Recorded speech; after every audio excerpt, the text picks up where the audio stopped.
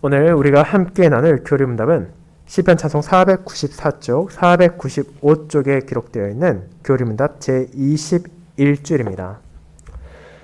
하이데벨 교리문답 제21주일 제54문부터 제56문답까지를 교독하도록 하겠습니다. 하이데벨 교리문답 제21주일 제54문 거룩한 보편적인 그리스도의 교회에 관하여 무엇을 믿습니까? 나는 하나님의 아드님께서 전 인류로부터 세상 처음부터 세상 끝까지 그분의 성령과 말씀으로 참된 믿음의 일치 안에서 영생을 위해 선택하신 교회를 그분을 위하여 모으시며 보호하시며 보존하신다는 것을 믿습니다.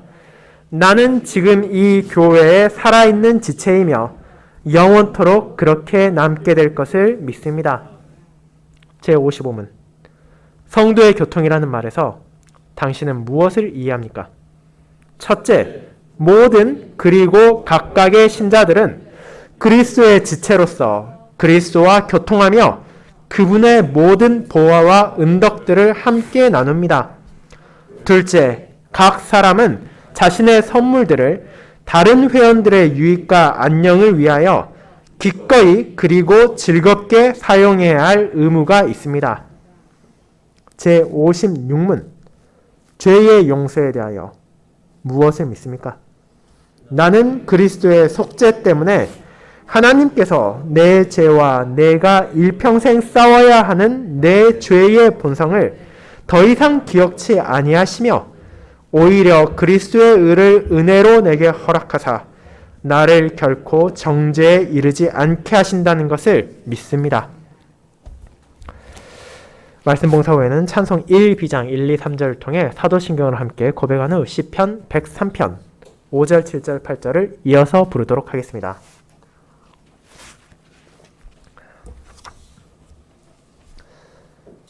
사랑하는 주 예수 그리스도의 형제 자매님들, 여러분은 살아가며 누군가의 잘못을 용서한 기억이 있습니까?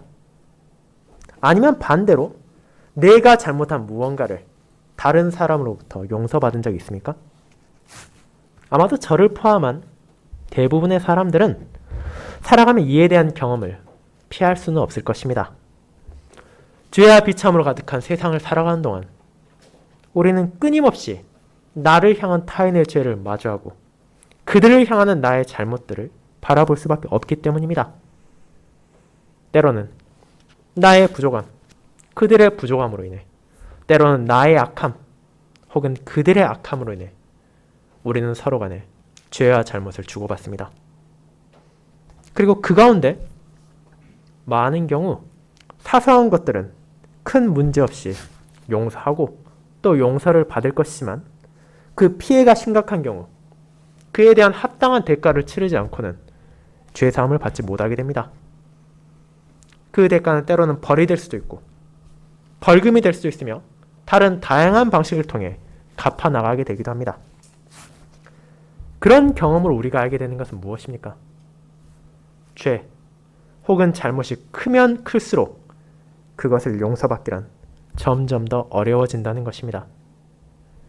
그렇게 큰 잘못을 저질렀을 때 우리는 그에 따르는 벌이나 대가가 두려워 그것을 인정하는 것조차 어렵게 된다는 것을 잘 알고 있습니다.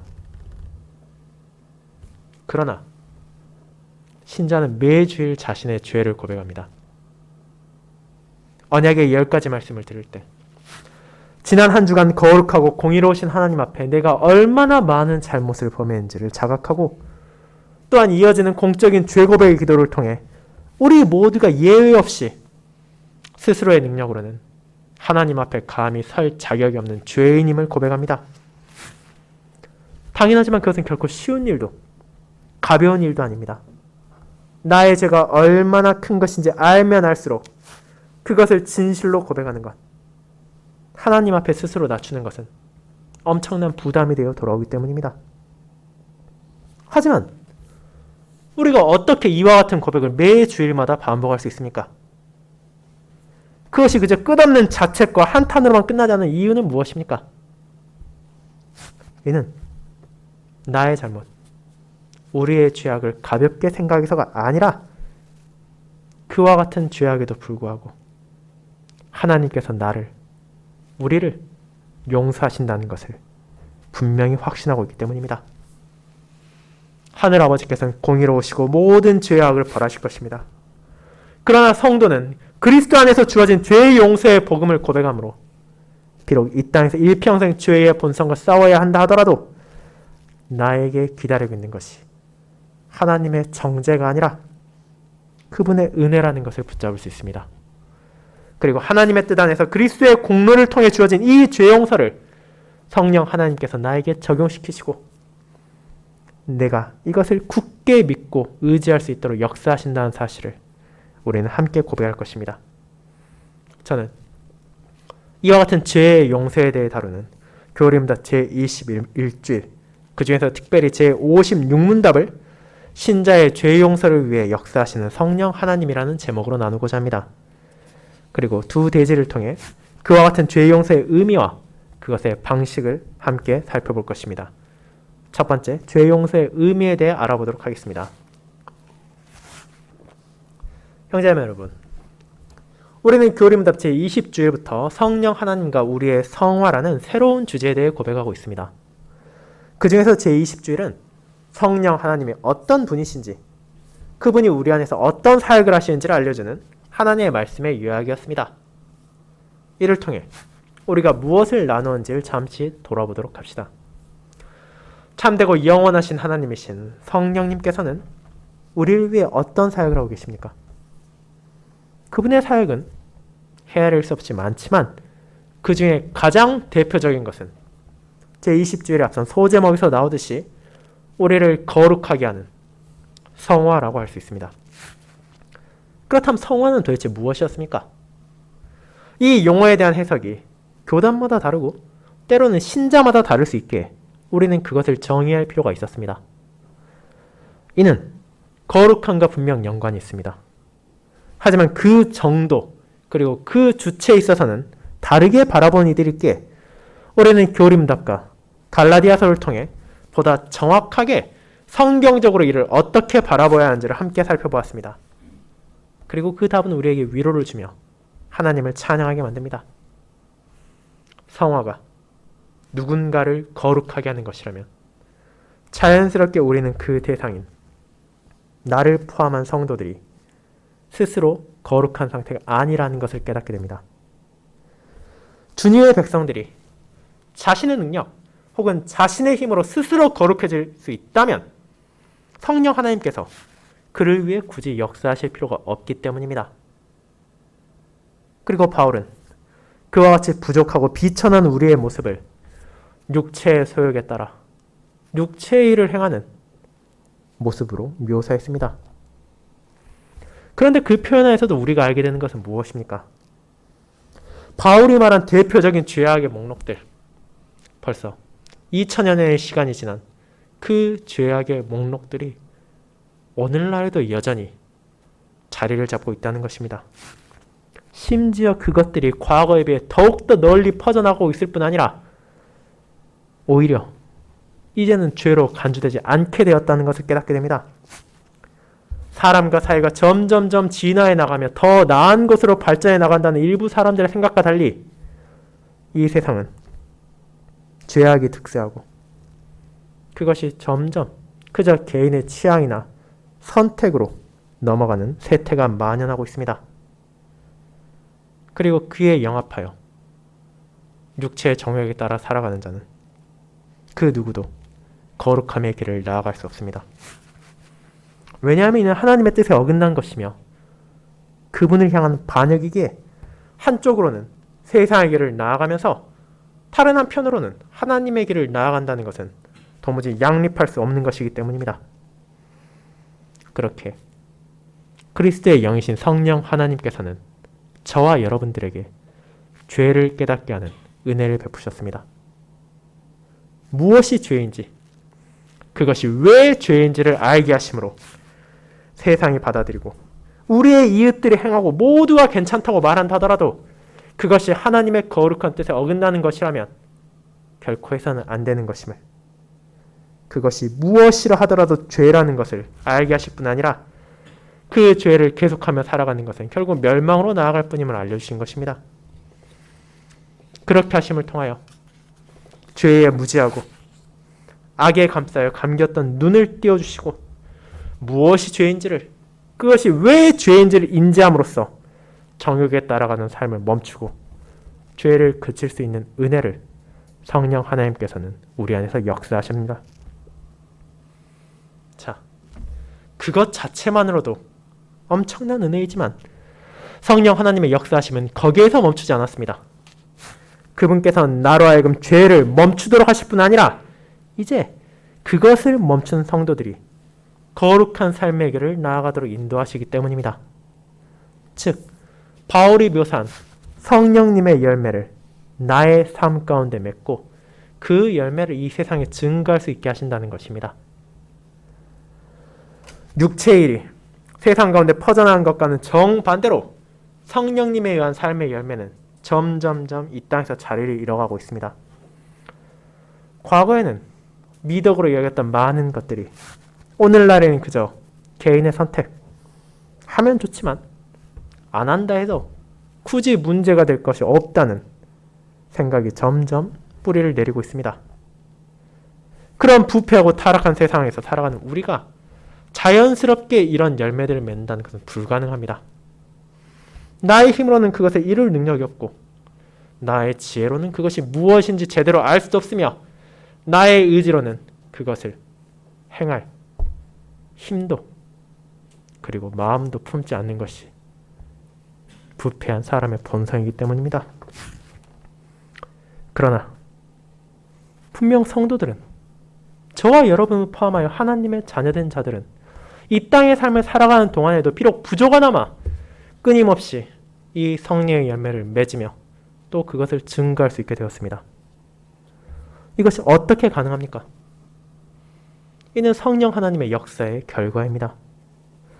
그분께서 우리의 주님이신 그리스도의 모든 은덕에 우리를 참여시킴을 통해 우리가 육체의 정욕을 그치고 죄와의 싸움을 이어가게 할 뿐 아니라 그런 우리가 이제 어떤 삶을 살아야 할지를 알려주시고 감사의 열매, 순종의 시작을 내디딜 수 있도록 우리의 발걸음을 도와주시고 힘을 주시고 의지를 새롭게 하시기 때문입니다.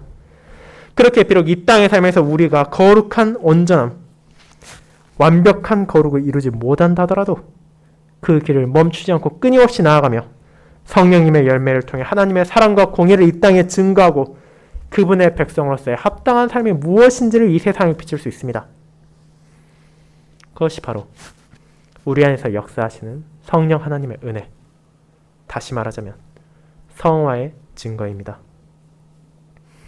이제 그와 같은 고백에서 이어지는 것은 거룩한 보편적인 그리스도의 교회, 성도의 교통, 죄의 용서에 대한 진리입니다. 이 모든 것들은 다 중요한 주제들입니다. 그리고 어쩌면 여러분이 보았을 때는 각각의 연결성이 떨어지는 별개의 항목들로 느껴질 수도 있습니다. 하지만 교리문답은 이 모든 것들이 우리를 성화로 인도하시는 성령 하나님의 은혜 안에 있음을 알려줌으로써 성화의 길을 나아가는 신자들이 무엇을 경험하며 어떻게 함께하는지를 알려줍니다. 그리고 여러분이 기억을 잘 되돌려 보신다면 지난 2년 동안 교리문답 제21주를 다룰 때 거룩한 보편적인 그리스도의 교회가 무엇을 다루는지를, 그리고 성도의 교통이 무엇을 말하는지를 각각 별개의 설교로 나누었음을 떠올릴 수도 있을 것입니다. 그렇게 오늘 우리는 제21주일이 말하는 세 가지 주제 중 마지막에 위치한 죄의 용서를 다루는 제56문답에 집중하여 그 의미를 생각해 보고자 합니다.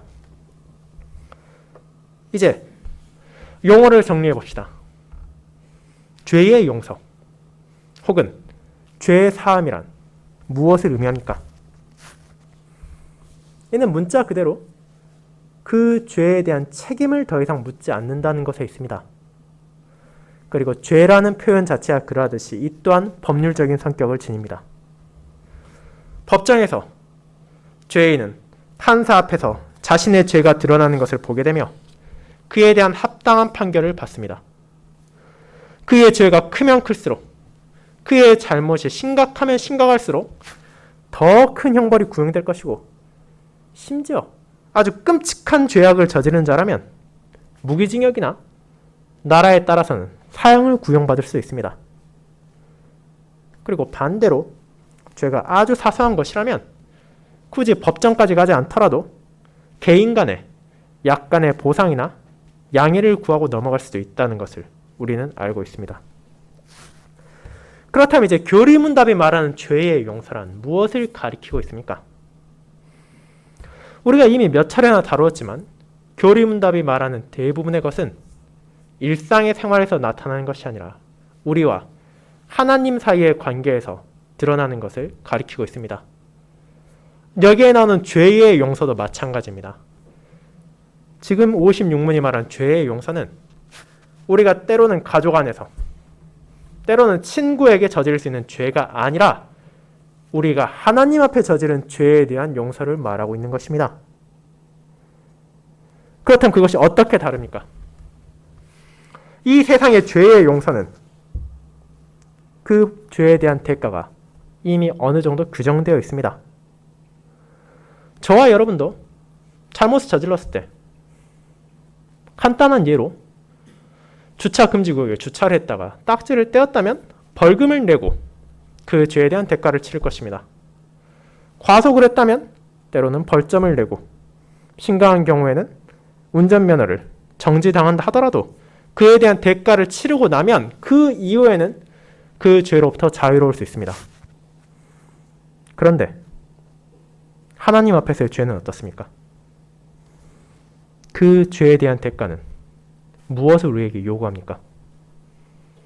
우리는 그 사실을 이미 교리문답 제1부에서 고백했습니다.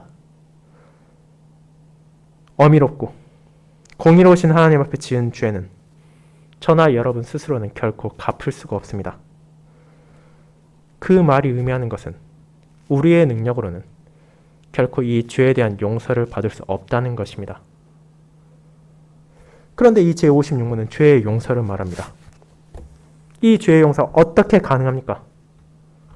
내 능력으로 그 죄에 대한 대가를 치를 수도 없고 다른 사람이 그것을 치를 수 없을 뿐 아니라 이 땅에 어떤 피조물들도 그것을 대신하여 치를 수 없는데 우리가 어떻게 용서받을 수 있습니까?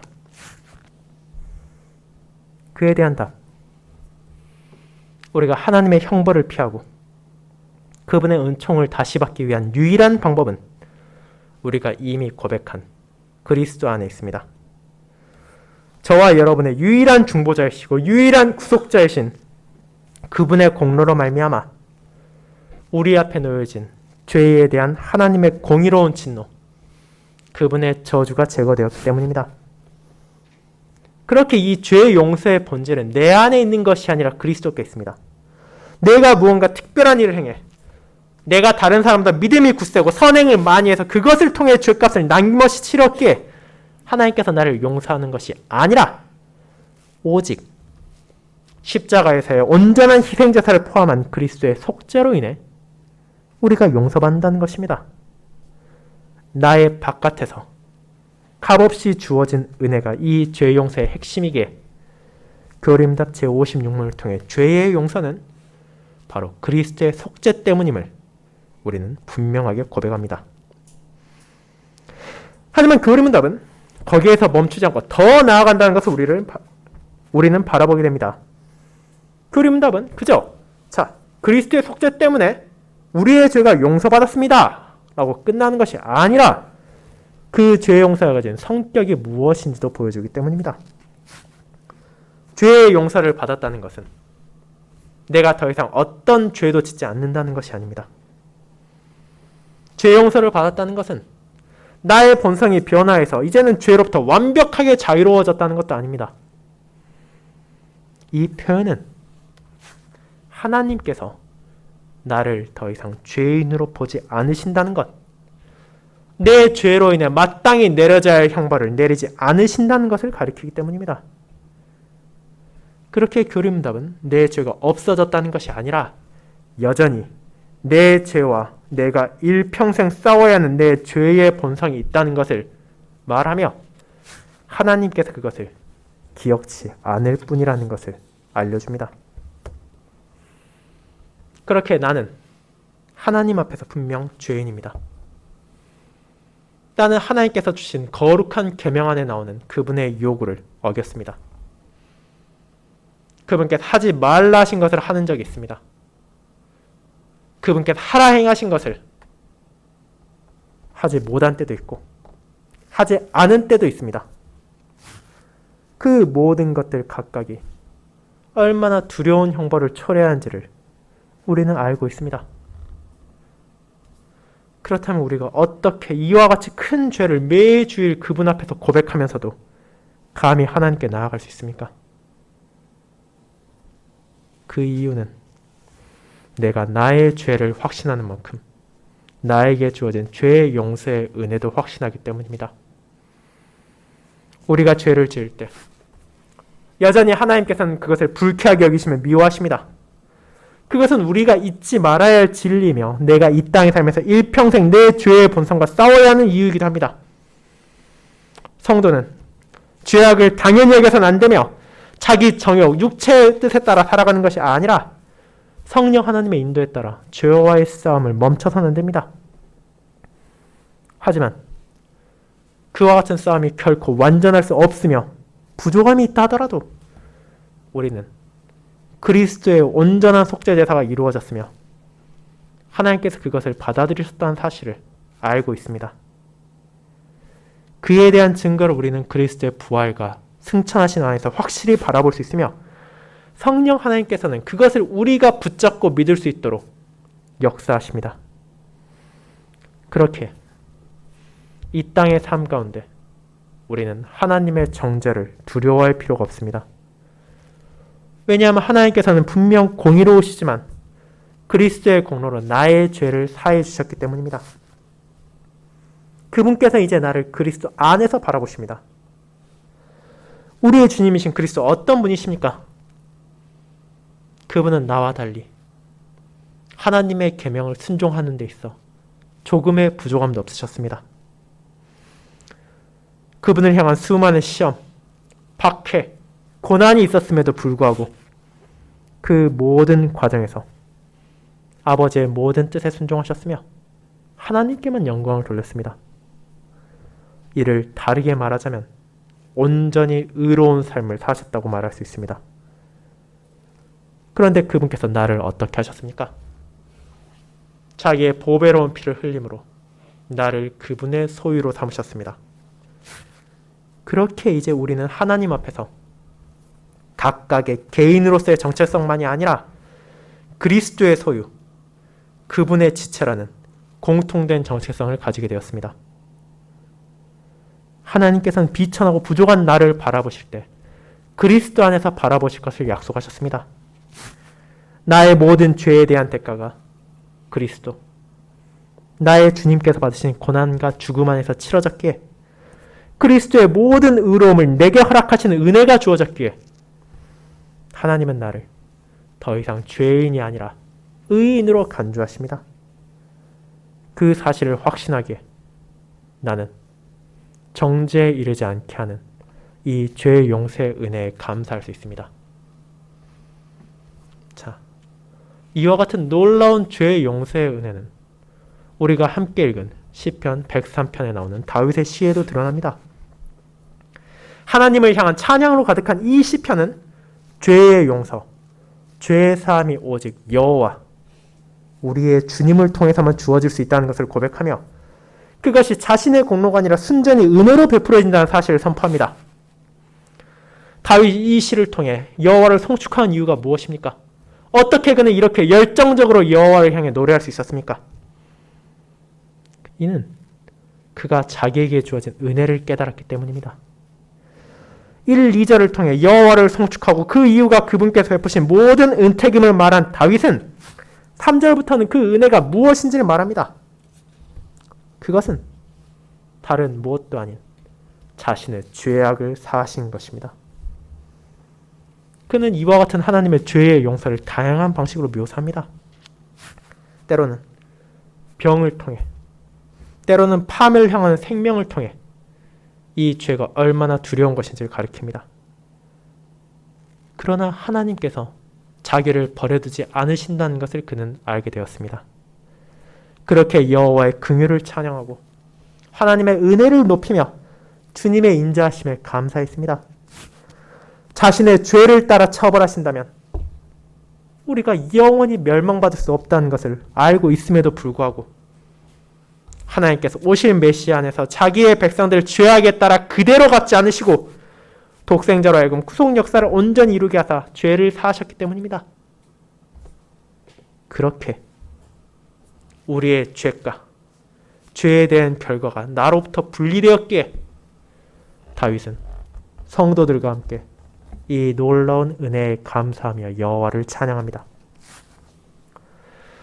사랑하는 형제자매 여러분, 죄를 용서받는다는 것은 이처럼 놀라운 것입니다. 나의 능력으로는 결코 갚을 수 없는 죄, 하나님 앞에서 영원한 형벌을 받아 마땅한 우리를 그분께서 불쌍히 여기시고 자신의 독생자의 의로움으로 은혜를 우리에게 베푸셨고 그 의로움을 통해 우리의 죄악을 덮어주셨습니다. 그렇게 우리는 무엇을 확신할 수 있습니까? 복음은 나의 죄악을 분명하게 선언하며 그에 대한 하나님의 공의를 밝히 보입니다. 하지만 동시에 그 복음은 그리스도의 의로움도 분명하게 선언하며 그를 통한 하나님의 사랑도 나타냅니다. 그렇게 참된 믿음 안에서 이 진리를 깨달은 신자는 자신의 죄로 인해 스스로를 낮추지만 그리스도의 의로움 안에서 위로와 확신 또한 가지게 됩니다. 그리고 그 확신은 우리로 하여금 스스로의 능력으로 죄의 사함을 쟁취하기 위한 끝도 보이지 않는 투쟁을 하게 만드는 것이 아니라 분명한 끝이 있는 길 안에서 감사의 삶을 살아가게 합니다. 그와 같은 죄 용서의 은혜를 우리가 알게 됨으로써 우리는 이어지는 두 번째 대지, 그것을 어떻게 받게 되는지 또한 확인해야 할 것입니다. 그것이 우리를 두 번째 대지, 죄의 용서가 주어지는 방식으로 인도합니다.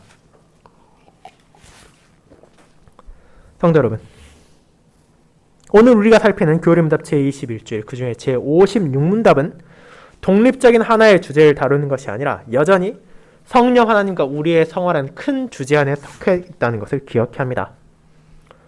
그리고 이 사실은 성도로 하여금 죄의 용서에 있어서도 성령 하나님께서 역사하신다는 사실을 잊지 않게 만듭니다. 그렇다면 성령 하나님께서 어떤 방식으로 이 죄의 용서에 관하여 역사하십니까?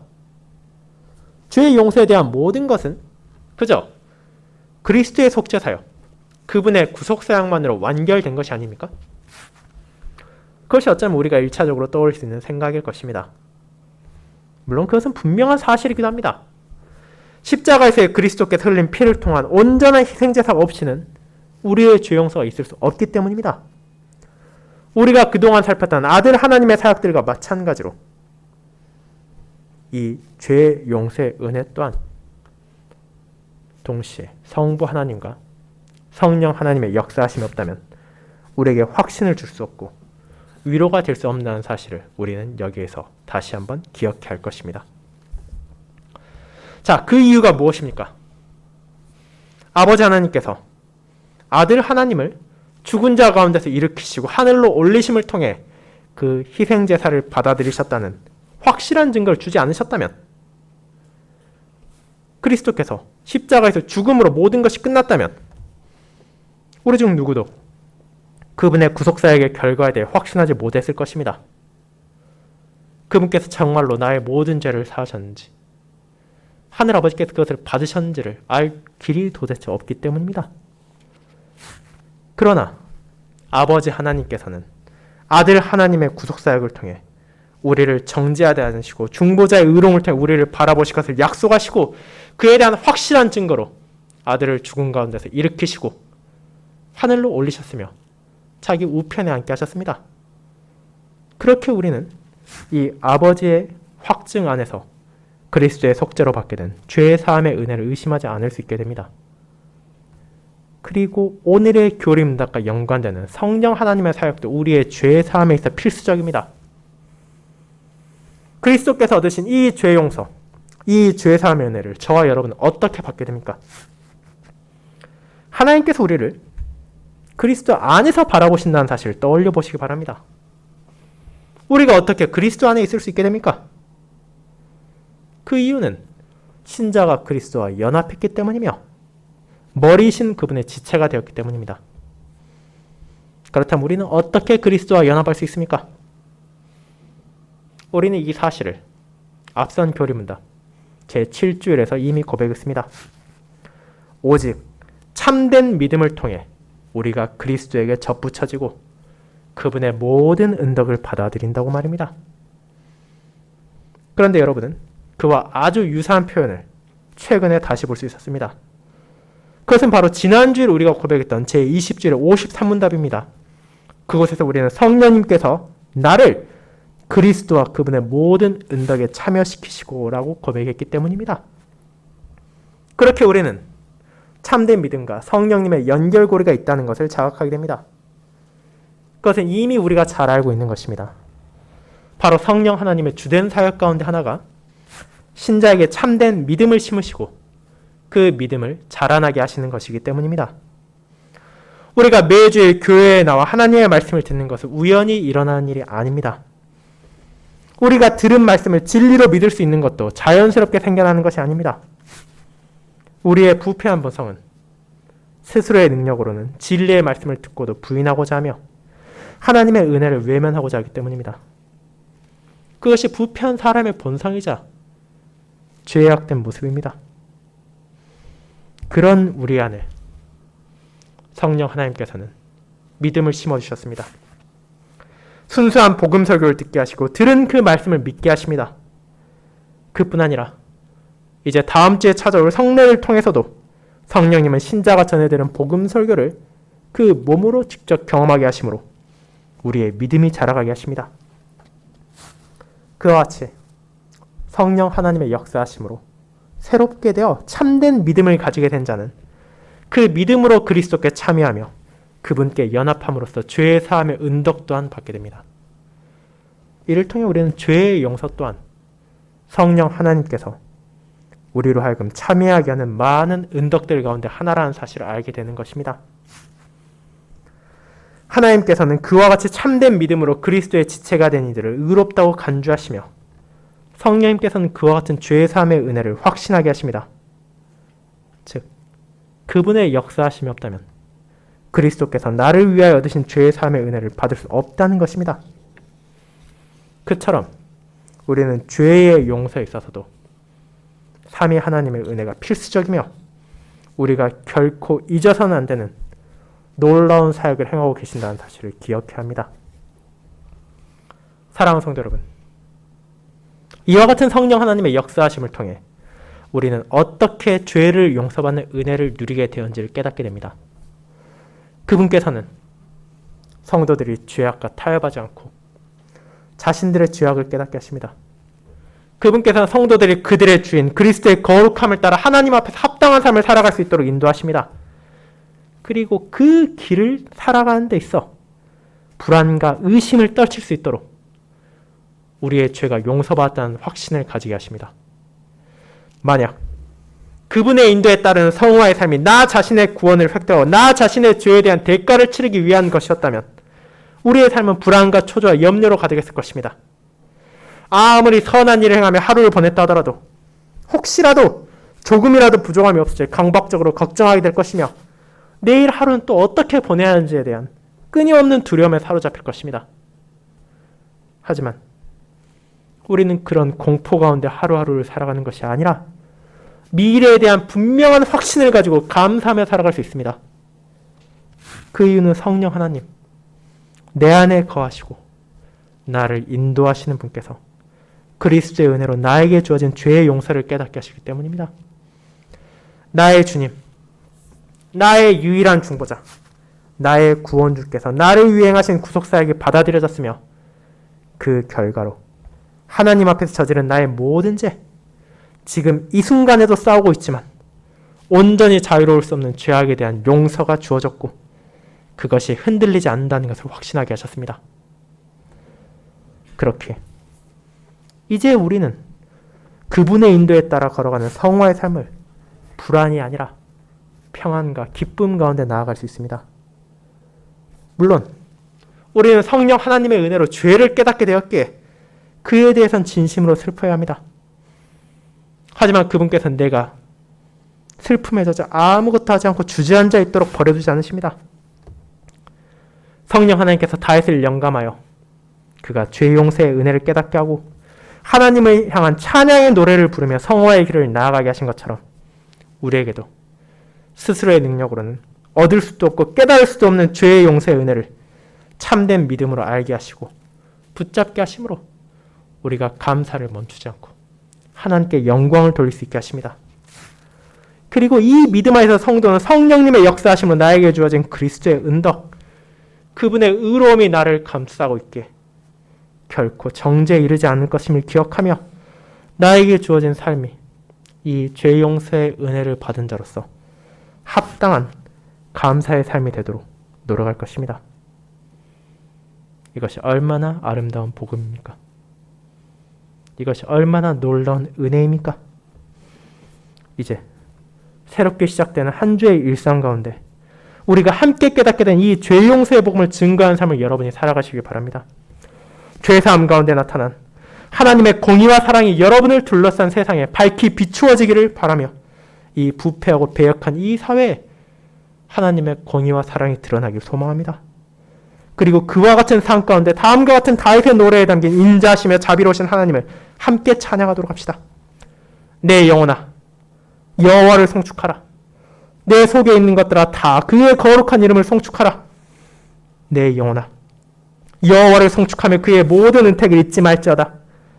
그가 내 모든 죄악을 사하시며 내 모든 병을 고치시며 내 생명을 파멸에 속량하셨으며 우리의 죄를 따라 우리를 처벌하지는 아니하시며 우리의 죄악을 따라 우리에게 그대로 갚지는 아니하셨으니 이는 하늘이 땅에서 높음같이 그를 경외하는 자에게 그의 인자심이 크심이로다. 여호와의 지으심을 받고 그가 다스리시는 모든 곳에 있는 너희여 여호와를 송축하라. 내 영혼아 여호와를 송축하라. 아멘.